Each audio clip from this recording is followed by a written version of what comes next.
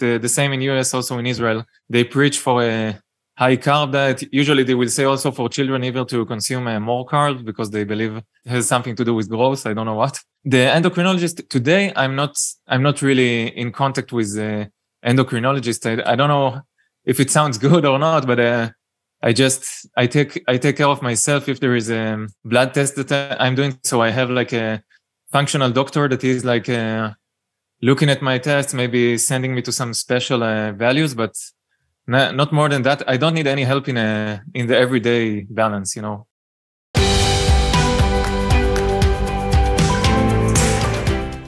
Okay, good morning, everybody. We have a special guest today, Tomer Pappe. Where are you from, Tomer? I'm from Israel. You're from Israel. Okay, very good. How are things going there today? Really good. It's now evening time, so for me, it's the end of the day. For you, it's the beginning. Good evening. Have you lived in Israel your whole life? Yeah, I had times in Australia and in Europe, a bit in Germany, but yeah, I'm Israeli, born and raised. Okay, well, just for the folks that aren't familiar with you, just go ahead and give us a little bit about your background, who you are, and so on and so forth. Yeah, actually, we had a meeting 2 years ago. Yeah, I remember, but I think, well, I don't know if anybody else knows who you are right now. Yeah, so I'm type 1 diabetic, and I balanced it through diet and especially low carb diet. And I saw actually that you had Richard Dykman, which I'm very familiar with from the groups. Yeah. So I will try to give your audience a new perspective from my personal angle. Okay. At the age of 11, I got type 1 diabetes. I was diagnosed with type 1 diabetes. And I went through the normal journey of the doctors telling me, okay, you can eat whatever you want and just remember to put the numbers in the insulin pump. And as a good boy, that's what I was doing. And eventually, you can say that only 15 years later, at the age of 26, I had a really bad experience, and I had diabetes keto-acidosis. And there, what I felt was that I lost completely control over my body, and especially my blood glucose, which then I didn't know how significant effect it has on my entire life and my entire health aspects. But there I decided that I should do anything it takes. It doesn't matter what will happen, but I will get control back over this complex problem, and I will find a solution. And at that time, I started only reading. I think I was like 6 months at home, just reading and exploring, and everywhere popped up the name Dr. Bernstein. In Hebrew, we say Dr. Bernstein. He's Jewish. I was happy that finally there is a system that someone is giving me, like it was like a guide for the balancer. I don't know what to call it, but there was just a system that I could saw, and it was very straightforward. There wasn't, he's talking straight to the point, and I started to do it, and I saw that everything that he say in the book is actually true. And my blood sugar it was the first time in my life that I got below 6, that we will talk about it probably, A1C levels. And ever since I never stopped exploring. And actually this finding that food is so significant on my life, and especially when I started, to experience with low carb diets, it was so exciting for me that I decided to make it a profession. And I assigned to the clinical nutritionist in Israel to the studies. It's a 4-year studies, and soon I'm finishing. I'm now 31. That's what excites me the most, that I can pass that knowledge, to other diabetics, to other type 1s, that they were in the same point. They're in the same point that I was. That's, I think, the most important thing. Yes, you've been a type 1 diabetic now for now 20 years, it sounds like, from 11 to 30.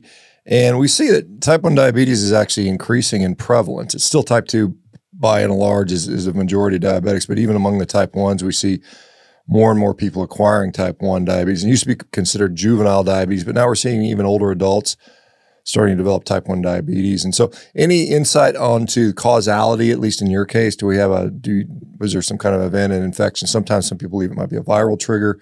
Any thoughts on that for you? Or just, we don't know?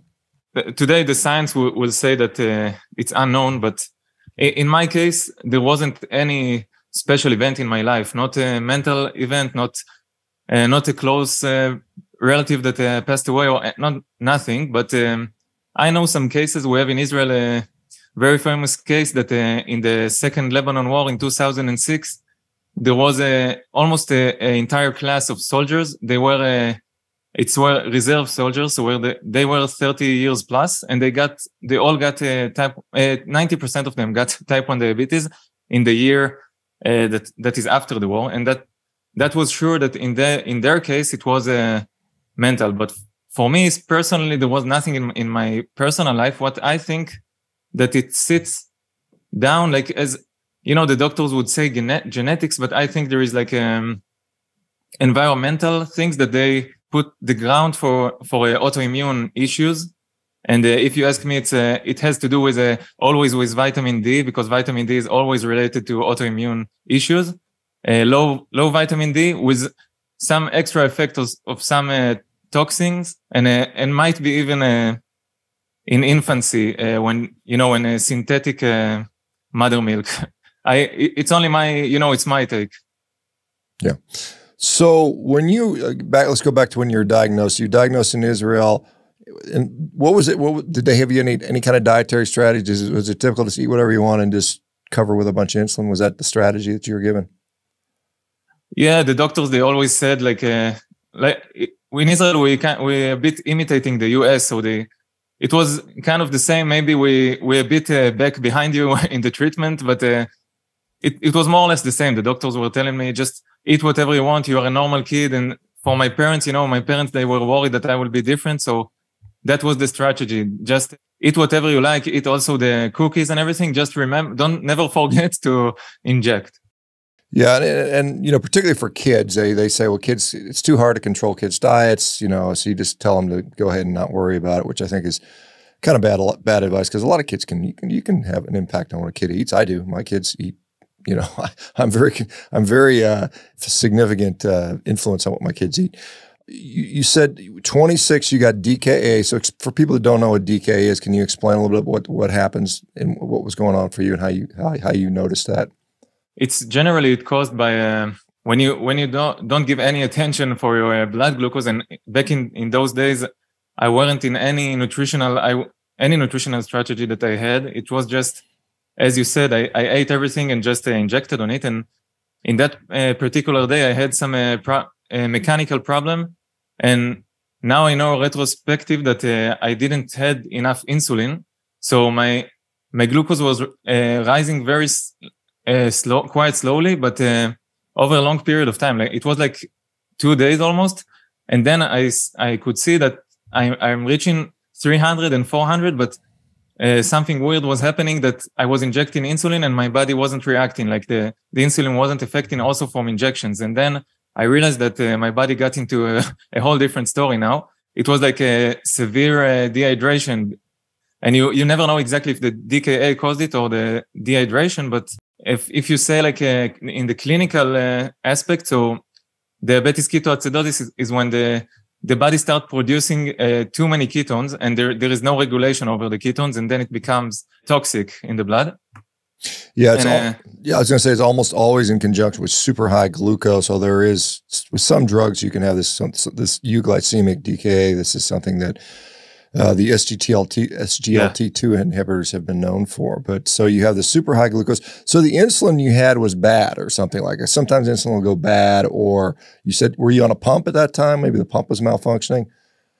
Yeah, so then it was before I was doing all the changes in my life. So I was on the pump, and the pump has a lot of downsides, and that's one of them, that it's you put your life on a machine, basically. And there, I think it was like an infusion set issue. Just, it was really technical, if I was a bit more into it, so it would probably all could prevent it. But in that case, in those days, I weren't, and then just 1 day and a half, and that's it. And I was in the hospital and in the ER, and they had to inject me insulin into the vein. But that's the thing, like people, I work a lot with diabetics today, daily, and a lot of them, they confused about the difference between DKA, diabetes ketoacidosis, and ketones in the blood, and that they are from diet.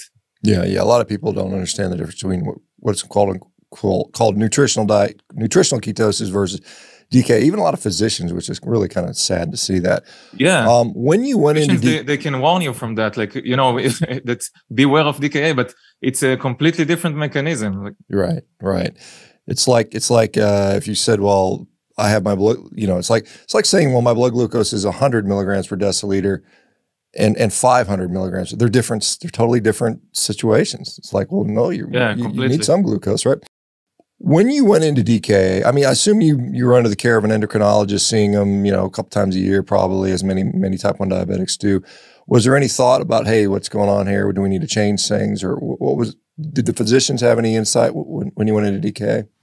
No, I was pretty much in the hands of ER kind of physicians, and they were doing their job really good. But the thing is, that I was laying there in the hospital, and I remember the monitors in front of me, and I felt like I have to take control over that. And there was any advice from any of them. Like, I'm not talking even about, low carb and the Bernstein solution. I'm talking about things way simpler than that. No one talked to me about it. The attitude was kind of like, look, that's part of diabetes. Like, what can you do? We're going to stabilize you and go back to your life, like, carry on. And when you were 26, what were you doing career-wise? Were you a medical person, or what was your background in? No, I was in a completely different track. When I was 20, I got certificated as a personal trainer. And in those years, I was being like the mainstream, personal trainer that tells you, look, you should eat a lot of carbs. And as a diabetic, I was doing that also, like, you should base your workout regimen on carbs, and that's how it goes. And the body needs carbs in order to build muscle, and all of those cliches. And on 26, I was in that point. I never thought that I will talk to you this moment, and that will be my profession, a nutritionist. It was more like I just wanted to be a trainer in order to look good, or to build me muscles, which today I don't put a lot of attention to that. It's like I'm more excited from the things that really balance your body. And it was a completely different track. If I wouldn't change it, I would probably be today some kind of a personal trainer or a bartender in Tel Aviv. Okay, so 26, is this, when you went through DK, was this kind of like the straw that broke the back and said, I got to change something? Was that right then in that moment you decide I've got to do something on my own because I'm not getting help from the medical community? Absolutely. Yeah. In the ER, it's only 2 nights we were talking about, but they were life-changing for me, because it was like a slap in the face. Like, if you won't do it now, it's like I was in a crossroads, and that's where I had to do it. And you know what happened also in the hospital in exactly the same time? I saw that many around me, they are type 2 diabetics in their 60 plus years life, and they all had complications. And that was the real, like, it really sealed the deal for me that I have to do something. And one of them, actually, I know his wife, and he passed away one week later of my ER experience. And he got his legs cut off. It was a serious thing for me. Also, the DKA plus all these type 2 diabetics that they all of them, they all have in common is that they were all unbalanced through all of their lives. And only then I decided it. It was like a one time, like in the movies, one moment that I decided it in ER. And ever since, I never stopped exploring. Okay, so tell us about how that evolved then. So you're 26. You said, I'm fed up with this stuff. I'm going to take control of my life somehow. How did that go? How did you learn about things, and where did you start? Yeah, so a personal trainer or bartender. Yeah, it's true. That was the route back then. When I started exploring it, just like all of us do today, I just went to Dr. Google, and there I just saw some correlation between all of my results. That the name Dr. Bernstein is kind of like, he comes as the father of diabetes not only nutrition, but he took part in inventing the home glucometer that we use today, like the Freestyle Light and all of them.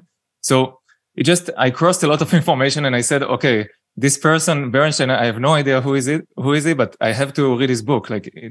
I have to find something deeper. And then when I saw this guide, it's actually a big book. It's 600, I think, pages in English, which my English is quite good, but still it's it's a semi-scientific English. Only then I realized that you can take control over this disease, and everything that I've been told for 16 years back, 16 years till then is not true. It's not that complications, they are not like something that you have to suffer from. There is nothing in this disease that you can't control. Maybe as a type 1 diabetic, you will have to inject insulin. We will both agree. You are a doctor, you will know, but beside that, I can control the root of my life, and it's my health destination. I can live to an old age and to be still to be still active, or I can be or I can rely on the health on the health insurance in Israel or whatever, and just to be dependent. And much more than that, I felt it in everyday symptoms. And then when I made the change, I saw that all of them went away, like my concentration, my energy levels through the day. It was amazing to me that I can work for 12 hours and 14 hours, as I can be a student and work at the same time, and I'm not getting tired. And before that, I was just tired all the time. And I remember my mother told me when I was young that when I was 22, maybe she told me, Tomer, maybe you are kind of a tired person. And I thought maybe it's my personality. But when I realized, no, it's 95% nutrition. The rest is like maybe the dosing, but that's really technical. So you can say 100% nutrition. And ever since I never stopped exploring it. I'm not so strict now about Bernstein. Like I develop it all the time. And the law for me is just keep your numbers in range. Yeah. And so you went into DKA. So obviously blood glucose, 300, 400, 500, milligrams per deciliter, whatever it was. And you said you'd never been below 6 before. So what were your hemoglobin A1Cs running prior to making the switch? And what are they typically these days? Back when I was diagnosed, they reached very high. I think my highest was 12 when I was probably 12 also. Since then, it was like around 8 in my adolescence. And I have some anecdotes that show you very well the change that I've done in my body. But you can say that it was 12 and then it was around 8. And only when I started to add workouts, it was around when I was 20, I was starting like falling in love with all the sports, working out world. And then it went down a bit. You can say around 6.4 until I was 26. And ever since I started, to completely control it. So it rapidly went down from 6.4. Then the next one was 5.8, and it was only temporarily. And then it was like 5.2, and then 4.9. And ever since, like I'm between 4.9. If I'm going up to 5.1, it's fine for me also. I'm not afraid of that. So averaging around 5. So that's completely normal hemoglobin A1C. And not many diabetics ever achieve that, particularly, and even the goals. I mean, if you look at the goals that the United States, I guess, American Diabetes Association, their goal is just keeping it under 7, which, I mean, you're still setting you up for significant potential for damage, whether it's retinopathy, nephropathy, vascular disease, weight gain, all those things are associated with that. So dementia, not to mention. So during the time, I mean, I don't know how it is in Israel, but in the United States, if you're on insulin, you're almost undoubtedly utilizing a physician to get that insulin. Although there's some people that can buy insulin over the counter at a place like Walmart here in the U.S. But are you still engaged with an endocrinologist, and are they supportive of your dietary habits? Yeah, it's a good question. In Israel, actually, we have it's a social, more socialized care. Mm-hmm. So there's you don't have those stories that someone can't afford insulin because it's every diabetic can get it. So I get it anyway, but as a law in Israel. But my endocrinologist, actually, I have an endocrinologist that he is a low carber also, and he also read Dr. Bernstein's book, and he's amazing. And he's not telling you to be on 5, but he say like 5.5 to 5. That's good, and it's still good comparing to the rest, to the mainstream endocrinologists. That the same in US, also in Israel, they preach for a high carb diet. Usually they will say also for children even to consume more carbs because they believe it has something to do with growth. I don't know what. The endocrinologist today, I'm not really in contact with endocrinologist. I don't know if it sounds good or not, but I take care of myself if there is a blood test that I'm doing. So I have like a functional doctor that is like looking at my tests, maybe sending me to some special values, but not more than that. I don't need any help in the everyday balance, you know. Yeah, and most diabetics, to be honest, are have to manage it themselves, type 1s, because they can't be in the doctor's office every day. So they're once every 3 to 6 months or something like that. So you have to manage it yourself in a large way. I don't know. Maybe I'm sure you maybe know the stats. It used to be the life expectancy for type 1 diabetics was quite low. You're probably at minimum losing 10 years off your life expectancy. Is that still the case for type 1 diabetes today? I haven't looked at the stats. It used to be like a death sentence. It was like back in the before insulin, it was like you live 3 or 4 years and you're dead.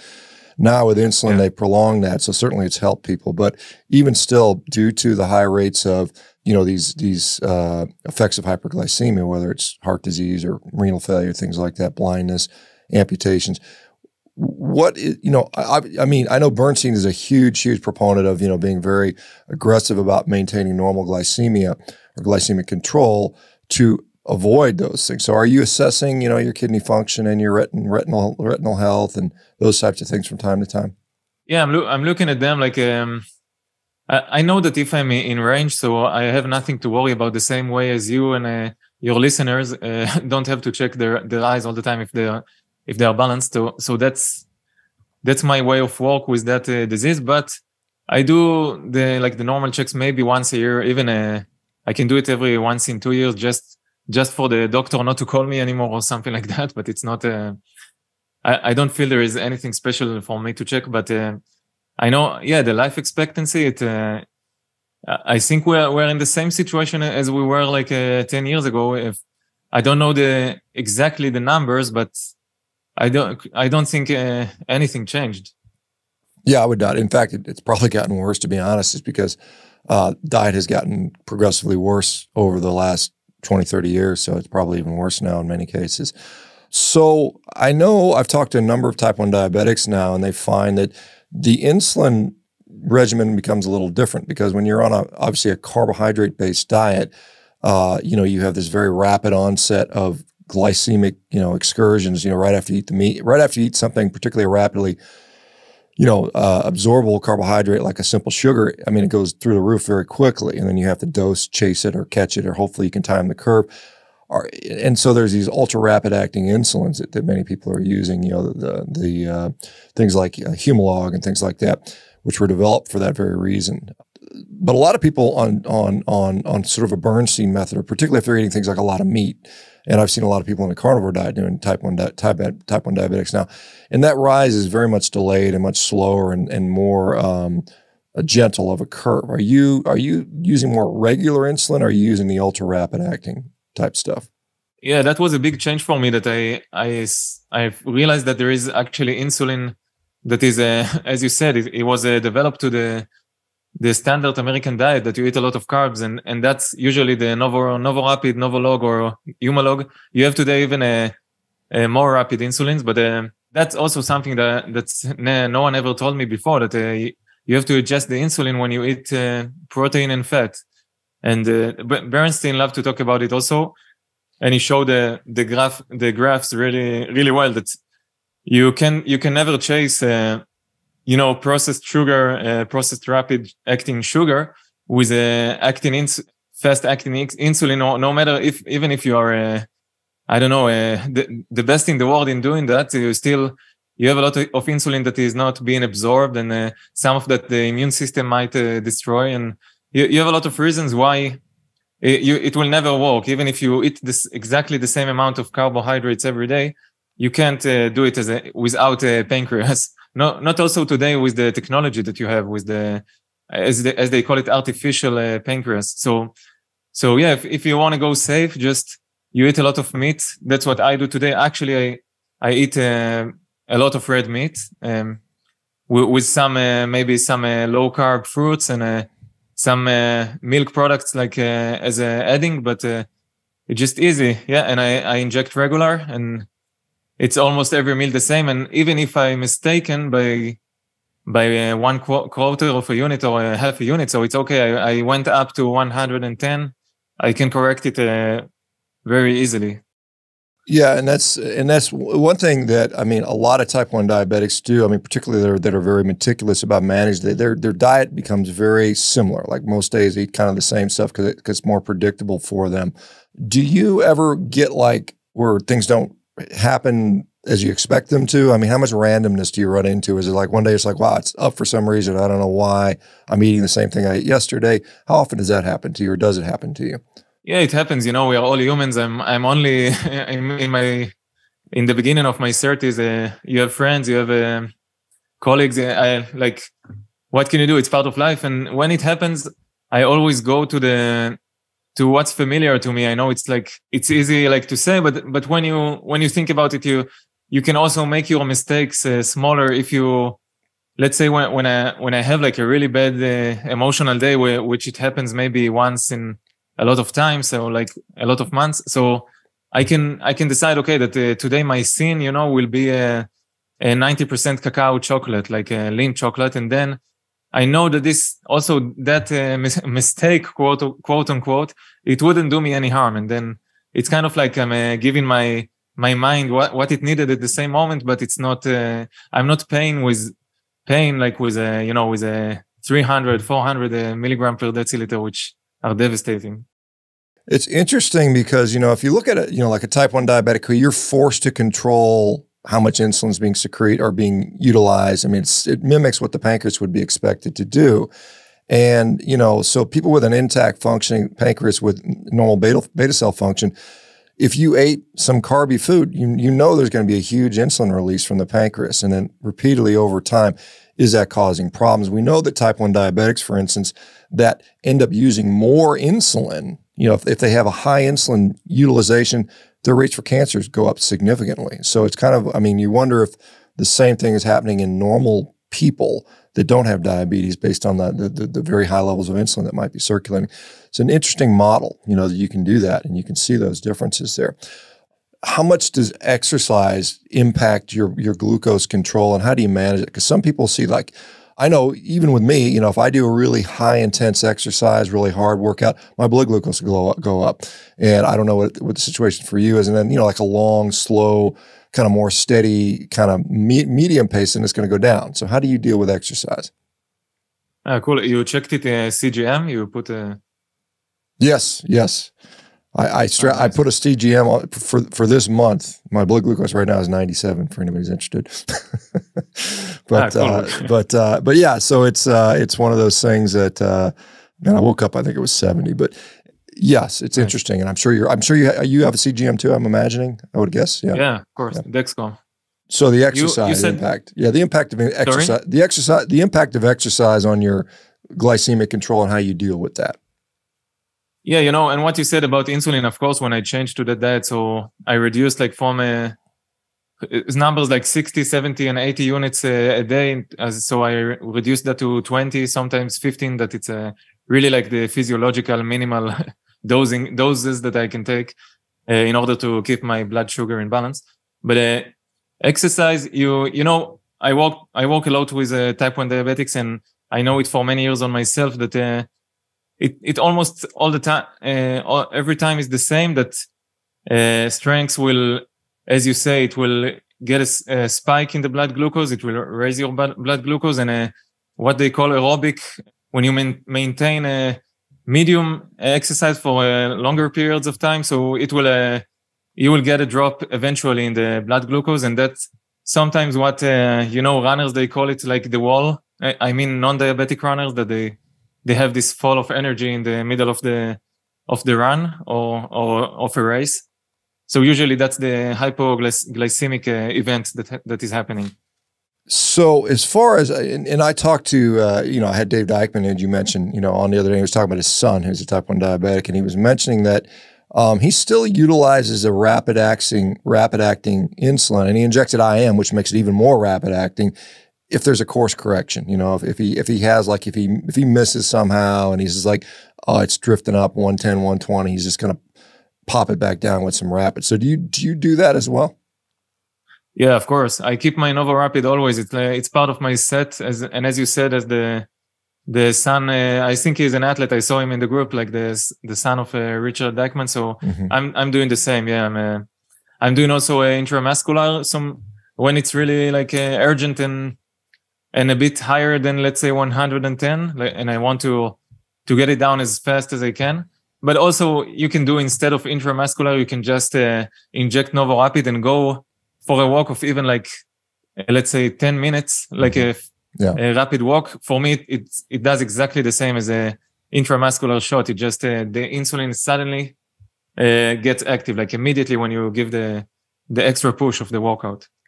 Right. Yeah. It's just the blood flow picks up in that area for sure. So it's a reasonable strategy. So how much of your, I mean, because there'll be type 1 diabetics interested in this. And I think this is a common theme we're seeing, a lot of regular insulin to cover a low carb meal, particularly if it's a lot of protein and fat, rapid for some quick corrections, not very much, because probably the doses aren't, I mean, as a carb eating diabetic, it probably wasn't unusual for you to inject 10 or more units to cover a meal, maybe 20. And now for a rapid correction, it's probably, a couple of units, right? Is that fair to say? Yeah, exactly. I don't think I get to any correction that is bigger, that is greater than 1.5. If you ask, because when you get my highs today, they're like 140, and it's extremely rare that I get over 140. And if it does, it's like it's maybe once in every 6 months, and then I can give some, even 3 units I can inject. But yeah, when I was a high carb eater in my days, that I was also a half marathoner, and there everyone around me was telling me, you have to carb load before a race, you have to carb load before a long run. So it was very common for me to inject even a 12 on a meal. And back then I was doing it kind of automatically, because when the blood sugar is really unbalanced, so you can't really identify what was the cause of the changes in your blood sugar. And then it's like it's a big storm, and there is no order. So I was just automatically sometimes for big meals just injecting 10, because I assumed that it works for every meal, but actually it doesn't. It's not, because you can't really know where it came from. And as soon as you start to reducing your carbs, and all of your system is getting more like relaxed, and then you can see, okay, the cause of the rise in the morning, that's because of the hormones of the morning. Now I know that. Now I know that this fruit, this one strawberry, can raise in a 15 milligram per deciliter in the blood, like the blood glucose, and so on and so on. Well, let's talk about exercise, because you said competing as an athlete, and a lot of people will say, even some type 1 diabetics that are athletic, you've been able to still work out and train with minimal insulin and very little carbohydrates, even as a type 1 diabetic. Is that fair to say? You mean as a low carb in a low carb diet? Yeah. Yeah, of course. It gets more predictable, like everything with a low carb diet in diabetes. But I could, as I said, when I was 20 and I started a bit to be half marathoner and to get inside into the workout space and as a personal trainer, so my blood glucose did get better. It even also only because you're gonna test more your blood glucose, because before you work out, after, sometimes in the middle of the workout, so only that got my blood glucose better, but still it was like 6.2, 6.4, not anywhere close to for where I am today. Well, has there any negatives to going low carb? Has there anybody like, my brain doesn't work because I don't have enough glucose, or I can't sleep, or my hormones have crashed, or my thyroid has stopped functioning? Well, these are some of the criticisms we often see around people going on prolonged low carb diets. Has any of that happened to you? Yeah, actually it did. And I think the biggest subject here is the thyroid, if you ask me. Yeah. And a lot of type 1 diabetics, they have thyroid issues. So we might be we have a weakness in a way, but not a weakness, but a tendency for the thyroid to take the load, if you want to call it like that. And I think it has something to do with hypoglycemia that is long standing in the body. And we don't know enough today. And people talk a lot about evolutionary logic, but I don't think we had any point in evolution that you could just go to your fridge and get 500 grams of meat of your choice. So I would say that today we deal with things that they are beyond of our capacity sometimes, but for me, I saw my thyroid changes a lot, and as I said, I think it has to do with hypoglycemias also. That it shouldn't be long-standing in the body, and as you go down to low carb, you get your blood glucose down, so you're starting to get into this game of like keeping it on a very tight range, and the body has a really delicate regulation of the blood glucose. Obviously, that's what I know from my life story. And you have to be really careful, I think, with hypoglycemias. And Dr. Bernstein talks about it also, actually, about the thyroid. And I know that he's telling his diabetics to check it. And I don't think it's only diabetics. I think that a lot of people that go to the low carb diet, they will experience that in one way or another, changes in the thyroid. And the thyroid is very complex. It's not like the pancreas in type 1 that it works and not working. There is a lot of stages to that. And it can only work half or 20%. So it's big. But yeah, I got into that rabbit hole one day. So let me just to tease this out a little more. So when you went low carb, were you seeing significantly more hypoglycemic episodes? Were you like running into the 50s and 40s pretty commonly at low carb initially? Yeah, especially in the transition period. And then I saw that you have to be really careful if you decide to do it. You have to know what you're doing. And I learned it on my own, but through trial and error. But that's what I think it gets the load on the thyroid. And the thyroid in the body is kind of like a reacting organ.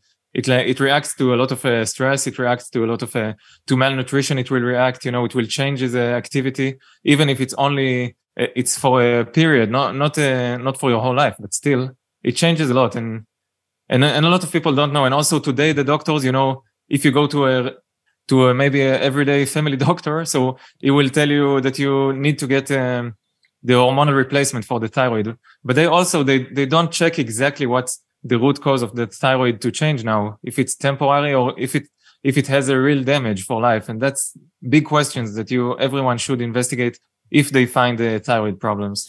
Yeah, fair enough. And there's certainly, if you have one autoimmune disease, you're very much prone to get another autoimmune disease. And a lot of people whose thyroid are having issues have, an autoimmune condition called Hashimoto's thyroiditis or Graves' disease, which is another one, Hashimoto's. But typically on the other end of the spectrum. So when you initially went low carb, you said your thyroid function was lower, perhaps, and then it bounced, and then it recovered later. Is that what I'm hearing?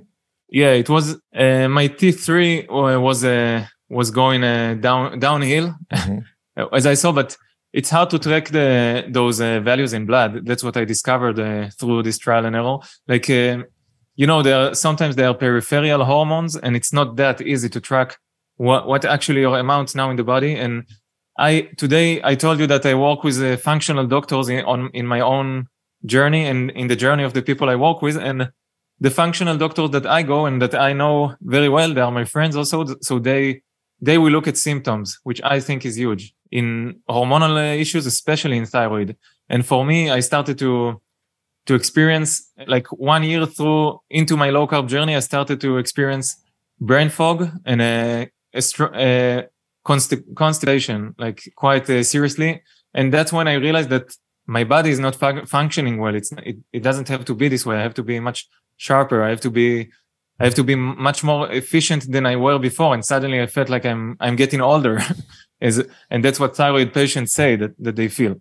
And when I started to investigate, so I saw that my body made some changes, and I had to go to a doctor that really, really knows what he's doing. And I had to also help my thyroid with a natural hormones replacement, which I highly recommend if someone is on thyroid to consider the natural option. And that helped me. But every step that I take in this journey that it never ends, I discover something new about that. And there is like a huge puzzle with the autoimmune issues that we don't really know. And many type 1 diabetics, they will never experience Hashimoto, but maybe they will experience celiac or Crohn disease, and it's big. So you went on replacement hormone. Are you still on it? Do you still use a replacement for your thyroid? I use it only as like on demand, when I need, and I look at the symptoms all the time. There is some days that I don't use it, but the real thing to understand about thyroid that if you start replacing, so you are also depressing your thyroid, and that's something that everyone should be aware, that if you start replacing, you're depressing, and then it means that you will be dependent on those hormones. And I had some times that I was winning off the hormones, and then I had some, it's not an easy times, but I've done that also. And the most important thing is just that you wouldn't have any lack of hormones in your body.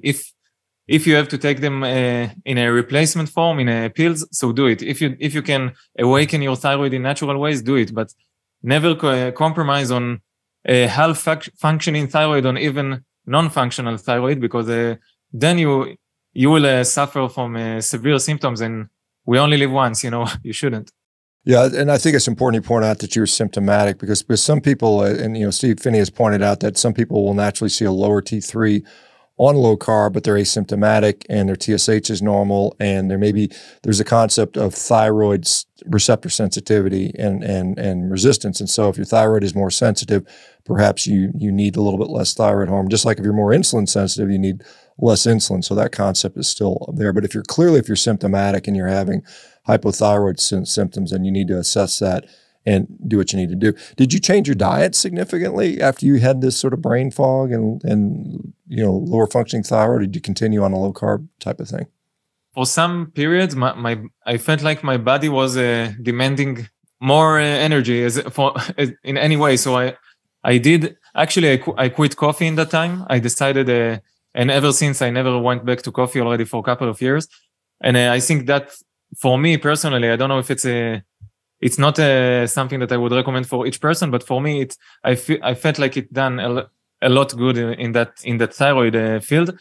But I've done that, and for some periods of time, like it wasn't really all the time, but I did added carbs very precisely, like in the morning sometimes, that I felt like I really needed to get up, and it was just amazing for me how significant the thyroid is in every aspect in our life.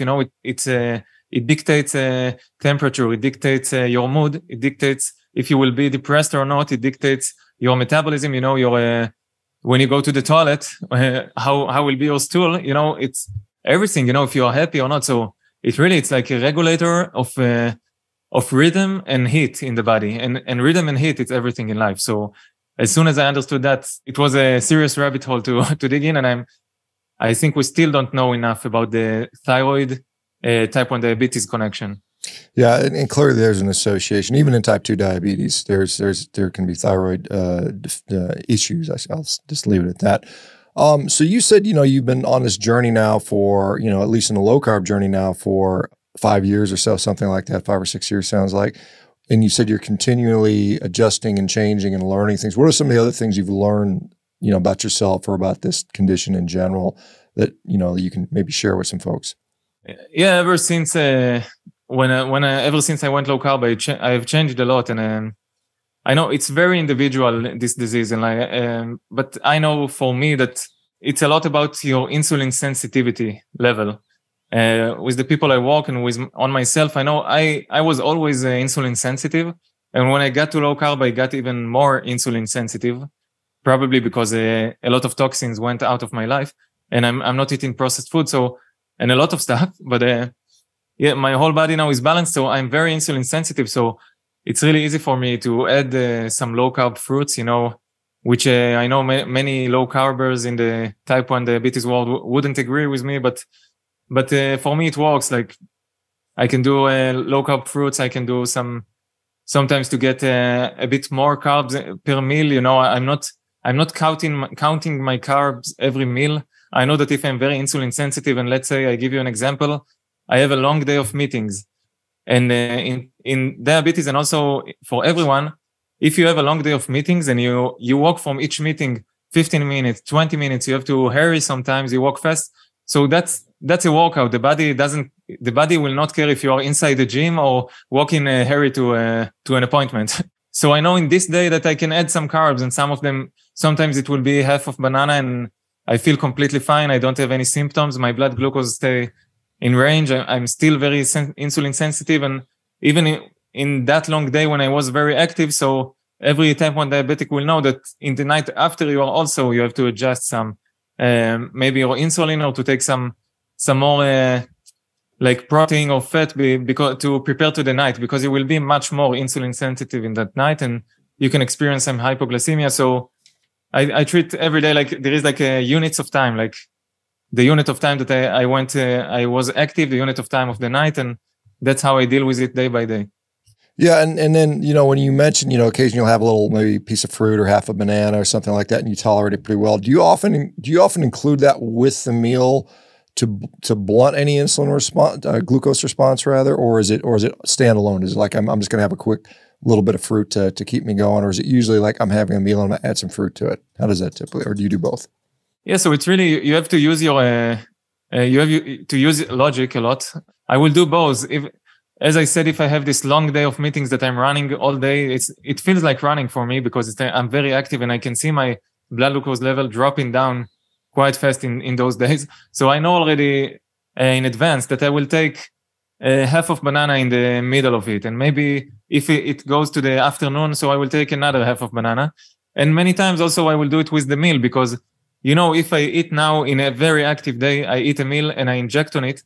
So you can say that these 2 units of insulin or 3 units, they will be like 4 units because of the insulin sensitivity. So I'm aware of that. And I might inject the same and add some half banana or maybe fruit or strawberries, and that's fine for me. It doesn't give me any significant spike. And so I will do it with the meal, and then I will go out for the meetings, and then I know that the curve will be flattened. It's the same for me. Yeah, I mean, and you know, I'm sure you're familiar with Dr. Bernstein calls it the law of small numbers. So small insulin doses means small blood excursions. And obviously when you're, you know, injecting 12, 15, 20 units at a time on a high carb diet, you can overcorrect. And all of a sudden now your blood glucose is, you know, you're laying on the floor sweating and starving and you're hypoglycemic. How often do you have hypoglycemic issues these days? And how do you avert those? Do you give yourself a little bit of glucose, or how do you deal with that?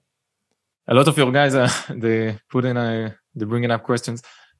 Hypoglycemia, yeah, I have, when you decide to be low carb, so you put yourself in that position that you get close to the line, no matter how you look at it. And then as I said, you have to know what you're doing. You have to be if you can say it, a professional in diabetes, and to know what you're doing. And so, yeah, you know, but the sensation is adaptable. And I used to feel hypoglycemia back in the days when I was eating high carb, even if my blood glucose would drop from 180 to 120.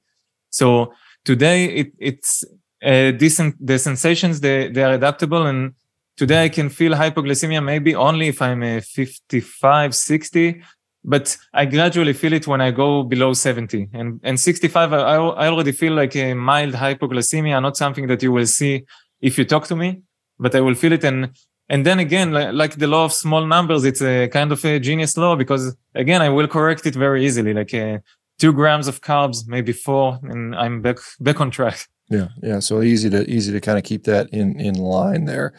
Have you had any real negatives with doing this? I mean, you mentioned, you know, you dealt with thyroid issues for a while, but has it generally been, well, you said you had some constipations. Well, I guess let me ask you this.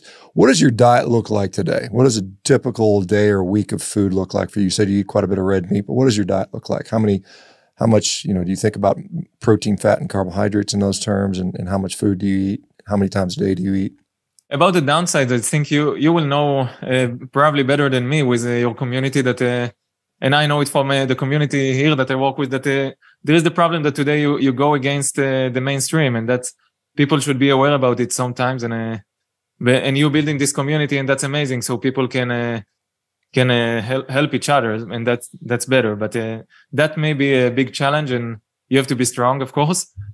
What do I eat today? It's I'm very red meat based, but I'm not restrictive in any way. If I go to a restaurant with friends, family, I will eat sea fish. You know, it's not like I'm preaching for only red meat. I will eat fish. I can eat seafood. I eat a lot of eggs. I get them organically now from a friend of mine. So that's a big thing that I like. I consume a lot of eggs. If they're high quality, I will consume as much as I want, not the supermarket ones.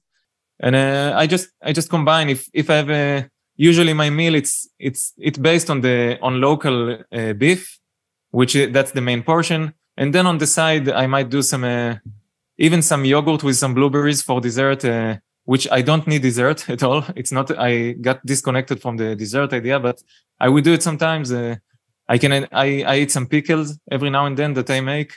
I don't buy anything that come in package. I don't have any processed food, not even 1 milligram in my food, unless I go to a restaurant and I don't know that it was on the pan. That's the only chance. So there's some concern about protein, turning into sugar. I think some people think, it's protein through gluconeogenesis turns into sugar. And that's why some people see an increase in their blood glucose when more likely it's just a stimulation of glucagon, which breaks liver glycogen down and releases it into the bloodstream. Do you ever limit your protein in any way? Or are you ever hey, if I have too much protein in one meal, I'm going to see a blood glucose rise? Or how does protein impact your blood glucose? That's an important thing to know for type 1 diabetics if they really want to do it. But also type 2, of course. That Dr. Bernstein was calling it the Chinese restaurant effect. It's like when you really full your stomach with food. So yeah, you have this glucagon reaction. In the beginning, in my transition phase to this diet, so I used to have a really accurate amount that I knew that if I pass, let's say, 300 grams, maybe 400 grams a meal of a red meat. So I knew that I will experience that. And it usually happens 1 to 2 hours after the meal. And then I see suddenly a rise in the blood glucose. And today I know that I never eat to get full. I don't do that at all. I eat when I'm happy with my meal, I finish and that's it. And if I have some meat left, it will be left in the fridge for the next meals. But if I do get, and it happens we're human beings. So I know to predict it, and I will know to inject ahead of that, like 1 hour after I finish this big meal. So I will inject. I know that 1.5 unit of Act Rapid of the regular insulin will do the job. Will keep it in range. So that's in addition to the regular you've already given yourself. So you'll give you some regular insulin to cover what you think is going to be the meal, and then you'll also give some rapid acting prophylactically about an hour out to prevent that protein induced rise. Is that fair? Yeah. Yeah. If I spotted it late, so I will take a rapid insulin. But if I know to predict it, so I can 1 hour after I finish the huge meal, I will anyway inject the regular insulin, and then you can say that I split the dose of that meal. Okay. Well, Tomer, we are running out of time, unfortunately. Are you participating on social media? You said you do some work with other people, diabetics and whatnot. How do people go about and find you? Yeah, actually, I'm very active in Israel. I'm soon clinical nutritionist, but I'm working a lot with type 1 diabetics. That's most of my day now.